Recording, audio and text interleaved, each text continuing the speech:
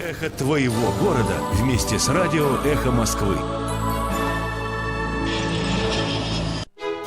Центр современного искусства «Облака» и радиостанция «Эхо Москвы» в Уфе представляют программу «Парк искусств».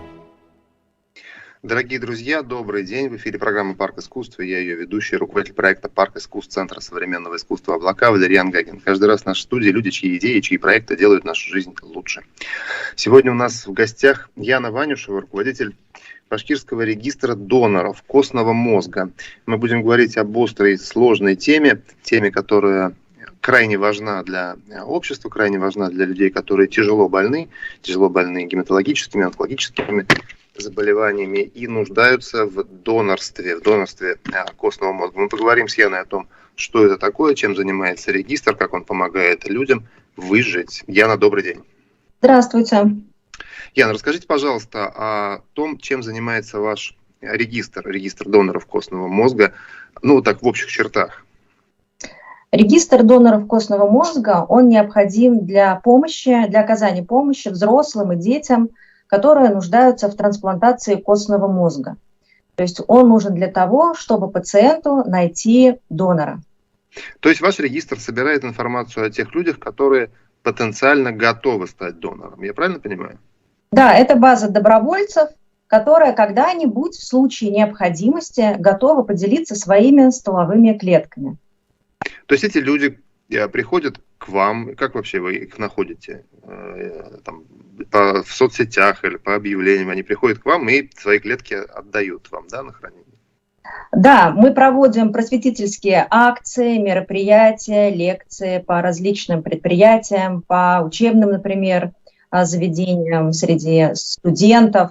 Рассказываем вообще о гематологических заболеваниях, о раке крови, и что для пациентов порой единственным способом, чтобы выжить, последним шансом для выздоровления является пересадка костного мозга. И если доброволец соглашается, если он понимает, о чем идет речь, то он может вступить в регистр. В Уфе это можно сделать несколькими способами. Например, можно прийти на станцию переливания крови и сказать, что я хочу стать донором костного мозга. У него возьмут образец, 4 мл крови, и отправят в специализированную лабораторию. Также можно прийти в любое отделение инвитро и тоже также сказать, что я хочу стать, то есть надо обязательно отметить, что я хочу стать донором костного мозга. И возьмут точно так же образец крови бесплатно. Инвитро – это наши коллеги, которые нам помогают в популяризации этого направления. Это что касаемо, если сдать, например, образец крови. Если же есть другой способ, с недавнего времени, с июля месяца с нами сотрудничает также Почта России. Можно перейти на сайт РДКМ и оставить заявку для получения специальных палочек, анкеты для согласия вступления по почте. То есть человек отправляет заявку и через некоторое время на почту получает конверт, в котором будут лежать 2 специальные палочки, согласие на вступление, самостоятельно собирает образец букального эпителия и также по почте бесплатно заказным письмом отправляет в специализированную лабораторию. В лаборатории выделяется ШЛА, типирование проводится, и вот эти данные, они вносятся в регистр и находятся в регистре. Непосредственно через какое-то время, например, нам звонят врачи и просят уточнить, есть ли такой совпадающий по этим данным донор. Мы их называем потенциальный донор, потому что донором он еще не стал. Он пока только предоставит образцы для вступления в регистр. Ясно, Ян. Спасибо большое. Скажите, пожалуйста, а вот в Башкирии, в вашем регистре, какое количество людей состоит? На сегодняшний день в Башкирии подано более 4000 заявок. 4000 заявок на 4... Нет. На 4 с лишним миллиона человек, правильно? Да. Ян, а какое количество доноров было подобрано из регистра башкирских доноров? Из башкирского регистра пока было одно совпадение. Тут хотелось бы сказать, что совпадения очень редкие. Скажите, а как происходит, собственно, забор костного мозга? Откуда его берут, в каких условиях, что это, чем это оборачивается для донора? Он должен как-то специально готовиться, потом восстанавливаться должен, или же все это как с кровью происходит? Это как раз та область, которая наполнена различными мифами и страхами. На самом деле все намного проще. Костный мозг путают со спинным мозгом, и поэтому тут очень много страхов, и у людей очень много переживаний, и, в общем-то, негативного к этому отношения. На самом деле все проще. Костный мозг находится в больших костях, например, в тазовых костях, откуда, в общем-то, его можно и взять. Это орган, поэтому и называется это трансплантация костного мозга, потому что как пересадка любого другого органа. Хотя выглядит она как переливание крови. Забрать можно несколькими путями. 2 пути. Первый путь, сейчас его меньше используют, но тем не менее он существует. Это непосредственно там, где он и находится, из тазовой кости.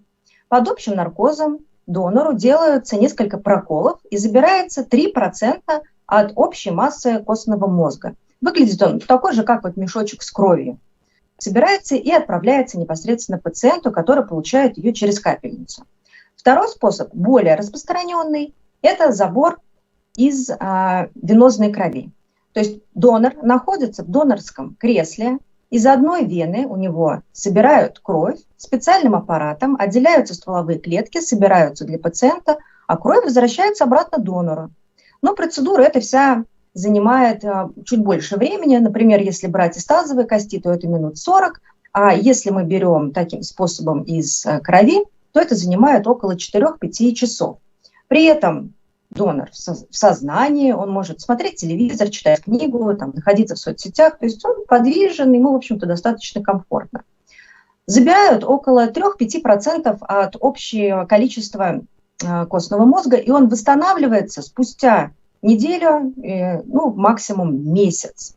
После процедуры донор сразу же может покинуть клинику, то есть он в ней не находится час-два, смотрит за его состоянием, потом он уже может покинуть клинику и, в общем-то, вести обычный нормальный образ жизни. Скажите, а тот донор из Башкирии, который все-таки согласился, вступил в ваш регистр и был отобран, он прошел эту процедуру? Нет, к сожалению, он не прошел эту процедуру. А с чем это было связано? Это было связано с его слабой информированностью. К сожалению, не все вступают в регистр, полностью, осознанно. Да, которые не до конца понимают, что придется ехать в другой город, потратить на это время. Некоторые полагают, что они пришли, как я говорила, на станцию переливания крови, либо в лабораторию, сдали кровь для анализа и все, а они стали уже донорами.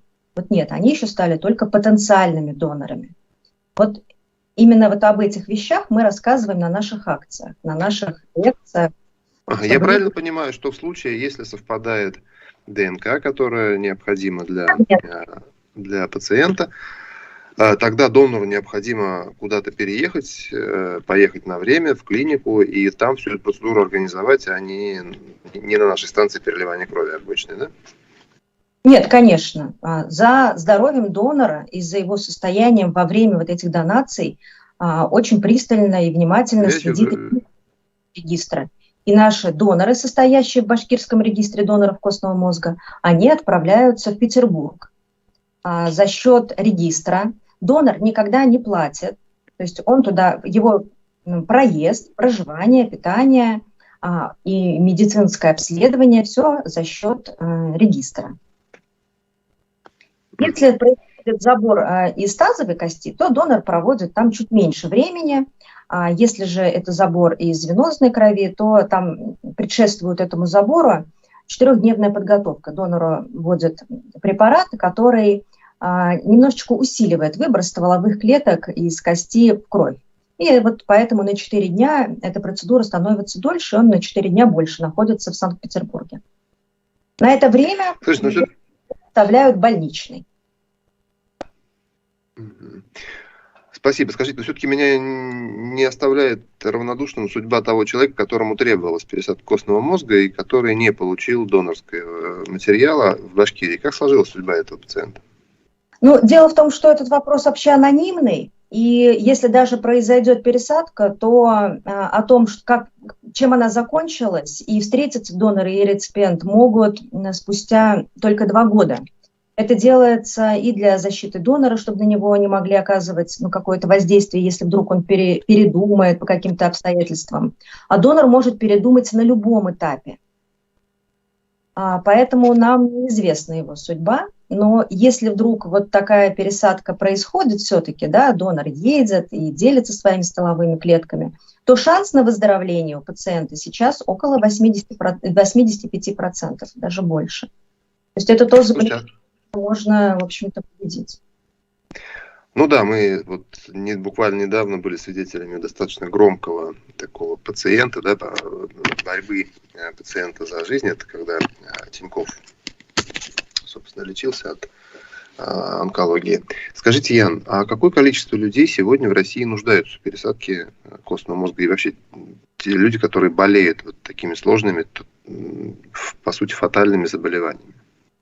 Ну, по официальным данным, около 2000, но на самом деле намного больше. Слушайте, мне вот попадались данные Русфонда, который говорил, что на 2012-2016 года было 5000 человек, которые нуждаются в пересадке. Да, так и есть. То есть Минздрав в данном случае не фиксирует всех нуждающихся, да? Он как-то избирательно подходит к учету. Ну, видимо, не всегда получается все зафиксировать, и бывают некоторые. А скажите, а сколько операций проходит в России по пересадке костного мозга? Ну, вот на самом деле у нас очень большая нехватка, и шанс вот на такое совпадение, что произойдет совпадение, это 1 на 10 тысяч. И как вы понимаете, раз у нас регистр не совсем большой, да, мы вот не говорили про эту цифру, а хотелось бы ее отметить, что на самом деле пересадок у нас очень мало. Вот вы говорили про Русфонд, например, за этот период было проведено 41 трансплантация всего. Вот. Говоря о цифрах, да, о состоянии наших российских регистров, да, это не башкирские, а вообще всех регистров, которые существуют в России. Ну, давайте сначала скажем, что в Германии, например, регистры насчитывают более 10 миллионов желающих, да, добровольцев, потенциальных доноров. В Израиле, например, каждый 10-й гражданин состоит в регистре. То на нашу страну, да, которая в разы больше по размерам, чем Германия, всего около 160 тысяч согласных стать. Поэтому шанс, что у нас произойдет такое совпадение, очень маленький. А для нашей страны, многонациональной страны, это очень важный вопрос. Потому что, когда я говорю, что образцы будут отправлены в лабораторию, где будет проведено эшелотипирование, так вот на это совпадение, да, чтобы совпали донор и пациент, непосредственное влияние оказывает национальность. То есть это тот вопрос, когда национальность важна. То есть если какая-то эта национальность, например, бурят, ингуш, то ему искать среди европейцев шансов очень мало. То есть надо искать в своем регионе, то там шансы более высокие. Совпадение. То есть, смотрите, вот здорово, я, конечно, когда к эфиру готовился, цифры узнавал, но у меня по данным было в Германии 5 миллионов, получается в 2 раза. Но это были данные на 2012 год. Получается, в 2 раза выросло число участников регистров. Соответственно, в Соединенных Штатах Америки также, наверное, выросло, да, число... 13 миллионов, да. Да, там было 6, стало 13. Слушайте, ну, цифры, конечно, впечатляют.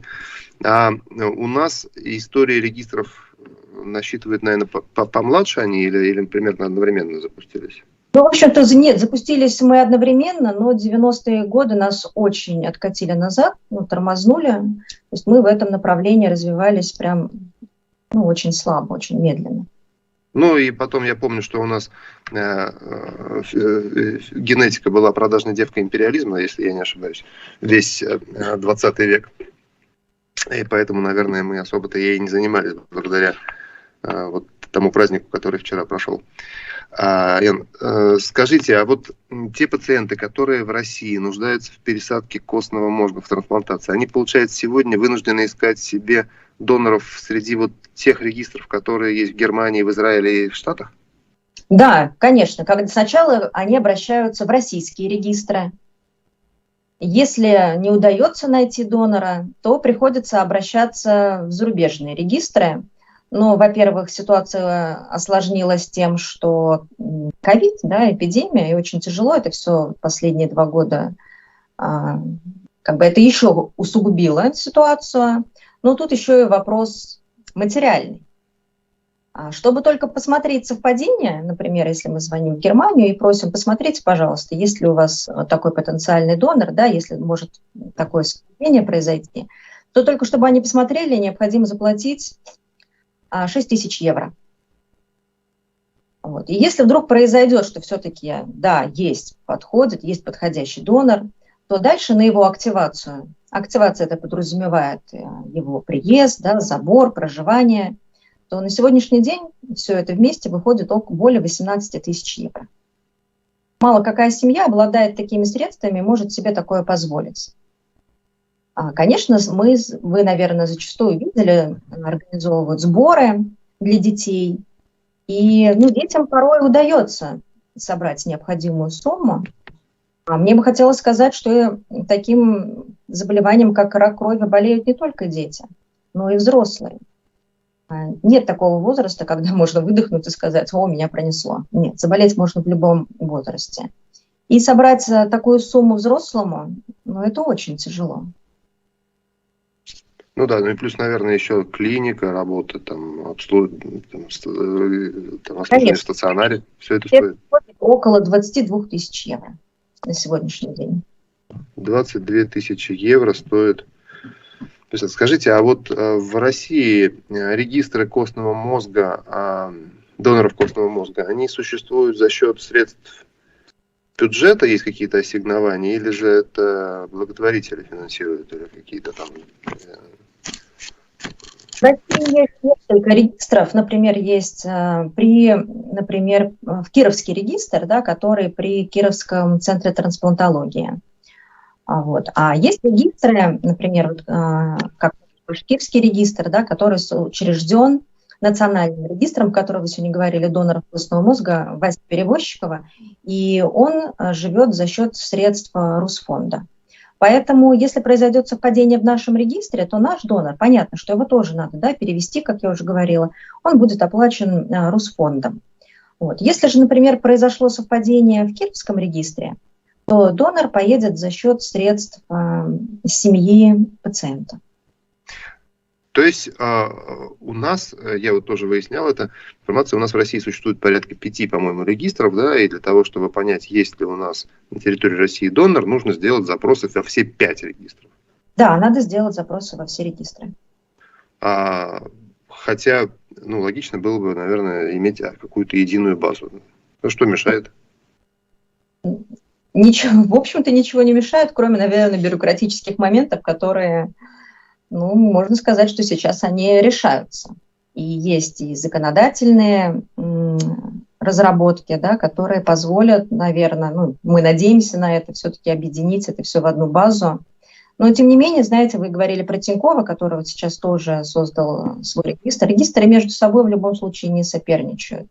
В любом случае у них одна цель – это помочь. Да? Нет, вы вот сказали, что в Германии только для того, чтобы обработать один запрос, необходимо истратить 6 тысяч евро. Соответственно, у нас, наверное, в России тоже есть какие-то затраты на обработку запроса входящего. Просто они у нас увеличиваются в 5 раз. Это только посмотреть. В общем-то, все данные, которые находятся, да, они в электронном виде. Засекреченные, они хранятся отдельно от имени, от фамилии. Это вот тот самый эшелон-фенотип. То есть это буквенно-цифровой код, который, примерно как в таблице Excel, хранится вот в регистре. В общем-то, это просто зайти в компьютер, включить и посмотреть его. Но Германия и другие страны, конечно же, почему бы на этом не заработать, да, и не развиваться, они ставят на это определенную цену. Да, кстати, интересно было бы посмотреть финансовую модель, вообще структуру привлечения в регистр доноров, стимулирования доноров в тех странах, где вот так успешно развивается это движение, и количество доноров достаточно для того, чтобы подобрать, насколько я понимаю, практически любому нуждающемуся соответствующего донора. Так ведь? Донора как такового материальной стимуляции нет никакой. Донорство всегда бесплатно. Донору, как и донору крови, так и донору костного мозга, нигде, ни в какой стране мира за это не платят. В общем-то, это только, наверное, идейное соображение, да, тот уровень, на котором находится человек. То есть он просто должен понимать, что этим поступком он может спасти жизнь, дать шанс на спасение жизни. Да, как я говорила, 85% того, что человек поправится. И надо понимать, что к пересадке прибегают уже в самом последнем случае. Сначала испробованы любые другие способы. Это химиотерапия, лучевые терапии. И только самый последний уже шанс – это пересадка костного мозга. Потому что процедура для пациента, она не так безобидна и так проста, как для донора. Да, и вот здесь стоит отметить. Лечение успешной лимфомы произошло в Штатах в 1975 году, и пациент до сих пор жив, несмотря на то, что это был вот последний шанс, который был использован экспериментальным образом. В те да, прошло-то больше уже 45 лет.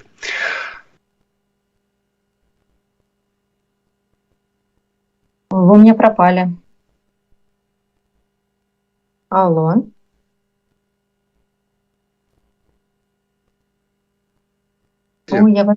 Так, вы у меня пропадали. Да, небольшие неполноценные. Я знаю, что вы полковник, и закончив службу, подполковник. То есть в академию не пошли. Не пошли в академию. Нет, для этого не обязательно идти в академию. Для этого надо было просто подольше работать. Еще и сейчас уже по выслуге можно, да, стать полковником? Да, можно стать по выслуге. Ух ты, как здорово. Раньше требовалась какая-то либо академия Генштаба, либо еще что-то. Скажите, как вот вам такая смена деятельности? Спокойно вы ее пережили? Или все-таки как-то служба в милиции оставила какой-то след у вас? Она, наверное, оставила только в том плане, что мне нравится ходить и рассказывать об этом. Потому что моя служба, она предполагала, я была преподавателем в институте, и мне нравится общаться со студентами и рассказывать им что-то новое. А это направление, оно очень откликается мне. Поэтому... Это, так что вы преподавали в школе милиции? Я преподавала теорию государства и права. Тогда понятно, почему это близко. Как произошла ваша встреча? Вы уже перестали быть преподавателем? На пенсию, да. Я занималась детьми, и, в общем-то, было больше времени находиться в соцсетях. Однажды я увидела клуб добряков, есть региональное представительство в Уфе, просто стала их волонтером, стала помогать в некоторых вопросах, организовывала некоторые акции для детей. Однажды мы детишкам Башкирии собрали к Новому году подарки. Тяжело больным деткам собрали подарки, отправили в различные регионы. Там я познакомилась с национальным регистром доноров костного мозга перевозчиков. То есть я попала однажды на эту лекцию. Очень не хотелось мне туда идти, было жарко на улице, воскресный день, хотелось куда-то к водоему. Я точно знала, что я никогда не стану донором костного мозга. Я никому не позволю лезть в мой позвоночник. Но, видимо, судьба меня все-таки туда привела, и я узнала, что, оказывается, позвоночник тут вообще ни при чем, лазить туда не надо, нет там никакого костного мозга. И для меня это вообще, оказывается, ничего не стоит. Еще возраст позволяет вступить в регистр, потому что есть определенные требования, да, определенные критерии, чтобы можно было вступить в регистр. Это возраст от 18 до 45 лет. И стать донором можно до 55 лет. Слушайте, здорово, что вы такой разворот совершили. К сожалению, программа подходит к концу. Дай бог, чтобы регистр доноров костного мозга, особенно в Башкирии, рос как можно большими темпами, потому что это критически важно. Спасибо, Ян, что вы делаете. Спасибо, что были с нами. Друзья, до новых встреч. Никакого секрета. Мы говорим все, что знаешь. Радио «Эхо Москвы».